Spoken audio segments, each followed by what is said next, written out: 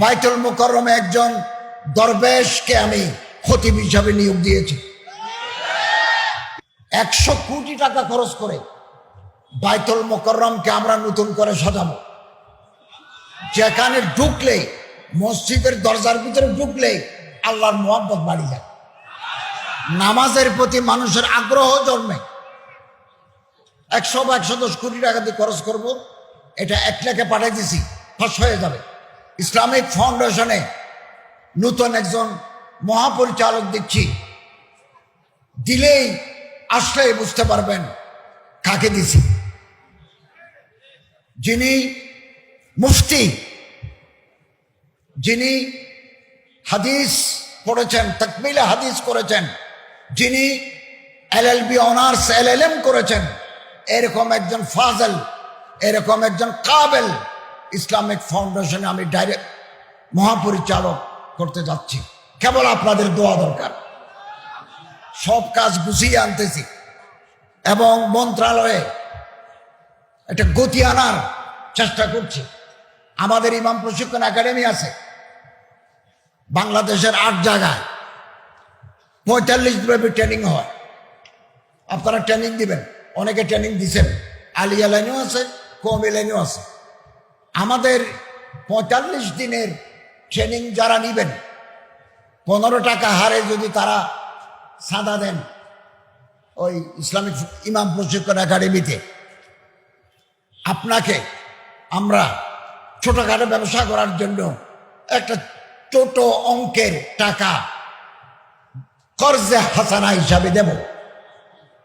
সুদ দিতে হবে না, আপনারা যে টাকাটা দেব আপনি একটা নির্ধারিত কিস্তিতে আমাদের ফেরত দিবেন বিনা সুদ, কর্জে হাসানা। আর আপনি যদি অসুস্থ হয়ে যান, ক্যান্সার, আলসার, লিভার সিরোসিস এ জাতীয় কোনো মারাত্মক রোগে আক্রান্ত হন, আমরা আপনাকে এককালীন দেব। কোটি টাকা আমরা বাজারে দিয়েছি, কোটি টাকা সুদমুক্ত। এবং এই যে টাকা আগে আমরা দিতাম, এটার সংখ্যা কম, আমরা আগামী মিটিংয়ে এই সংখ্যা আরো বাড়াবো। এবং আমাদের মসজিদ ভিত্তিক গণপাঠাগার আছে সারা বাংলাদেশে। কিছু অনিয়ম আছে, অনিয়মগুলো চিহ্নিত করছি। আমাদের মডেল মসজিদ আমরা তৈরি করব 560টা মডেল মসজিদ। এক একটা মসজিদ বানাতে আমাদের খরচ হয় 15 থেকে 19 কোটি। 350-এর মতো হয়ে গেছে, 50টা আমরা উদ্বোধন করাবো, আমাদের চিফ অ্যাডভাইজারের মাধ্যমে উদ্বোধন করাবো। বাকিগুলো আমরা তৈরি করছি। এগুলো টাকা দিয়ে আমরা তৈরি করে গৃহায়ন ও গণপূর্ত মন্ত্রণালয়। মাঝে মধ্যে একটু অনিয়ম হয়, ছাদ থেকে পানি পড়ে, ভালো করে এসি চলে না। আপনাদের এই নরসিংদী জেলায় প্রতিটি থানায় আমাদের একটা করে মডেল মসজিদ আছে।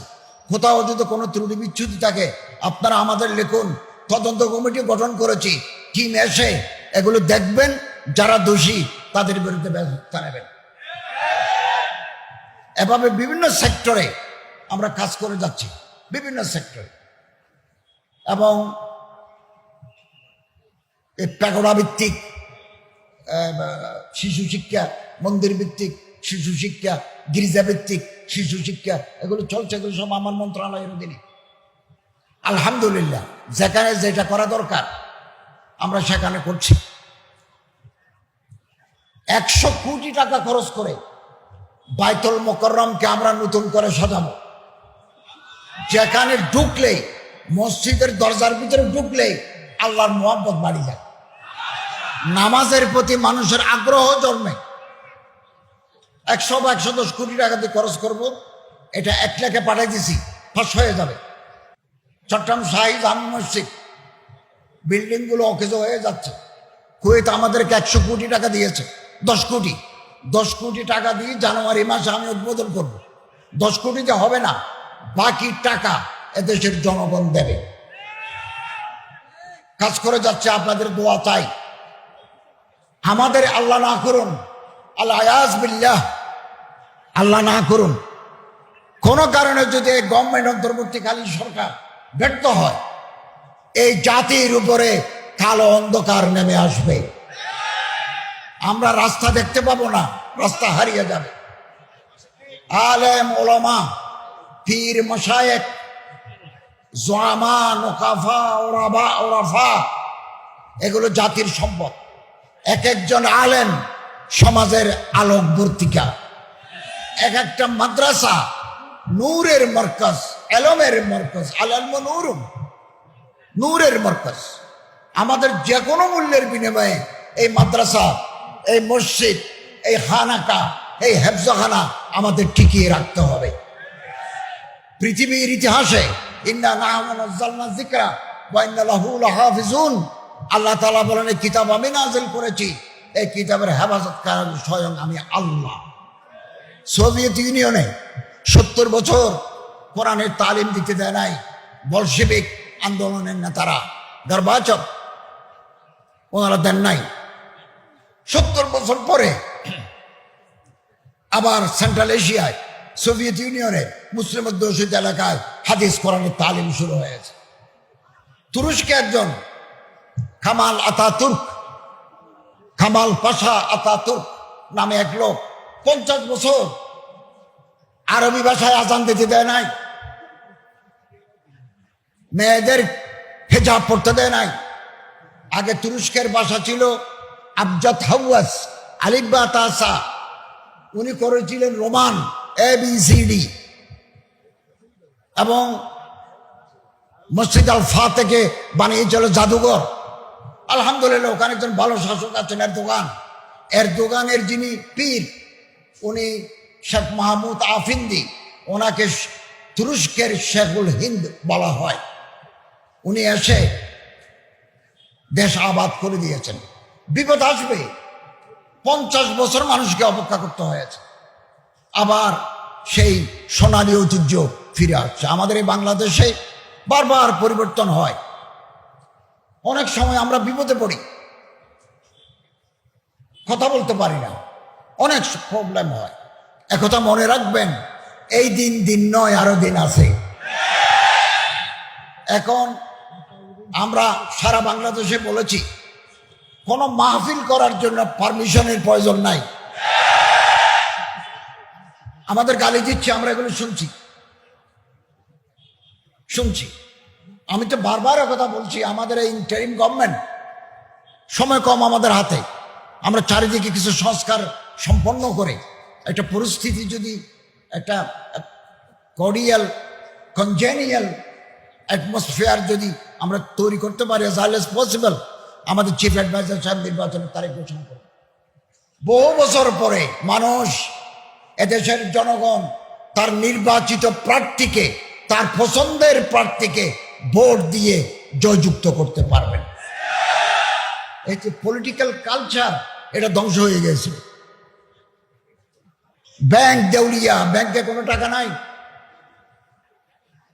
আমাদেরকে আবার 22,000 কোটি টাকা ছাপিয়ে ব্যাংকে টিকিয়ে রাখতে হচ্ছে। কি নাজুক পরিস্থিতি। তারপরে দেশে বিদেশে বাইরে চক্রান্তের শেষ নাই। আমরা যদি ঐক্যবদ্ধ থাকি, ইনশাআল্লাহ আজিজ, যে কোনো ধরনের চক্রান্ত, ষড়যন্ত্র আমরা ব্যর্থ করে দিতে বাধ্য, আমরা সক্ষম হব এটা। এবং এদেশের মানুষ জনগণের পক্ষে আছে, এবং ছাত্ররা, বৈষম্য বিরোধী ছাত্ররা এটা ইতিহাস তৈরি করেছেন আমাদের। আমরা পাঠ্য বইতে এই বৈষম্য বিরোধী আন্দোলনের চ্যাপ্টার দিয়েছি, যাতে মানুষ জানতে পারে যে এরকম একটা বিপ্লব 2024 সালে হয়েছে। মানুষ আসে, মানুষ যায়, ক্ষমতায় মানুষ আসে, ক্ষমতা থেকে বিদায় হয়। আমরা আছি, কদিন পরে নাই। আগে যারা ছিল তারাও নাই, আগামী দিনে যারা আসবেন তারাও কিছুদিন পরে থাকবেন না। কিন্তু দেশের টাকা লুট করে বিদেশে বাড়ি করা কোন দেশপ্রেমিকের কাজ হতে পারে না। বাংলাদেশের কোন আলেম, মূল ধারার কোন আলেম এই দেশের টাকা লুট করে বিদেশে বাড়ি করেছে, সিঙ্গেল ইনস্ট্যান্স নজির নাই। এবং আলেম ওলামারা সারাটি জীবন মানুষের চরিত্র সংশোধন, মানুষের মধ্যে আখলাকে হামিদা, চরিত্রের গুড ভার্চুস ভালো গুণাবলী মানুষের মধ্যে যাতে জাগ্রত হয় সে মেহনত করে গেছে।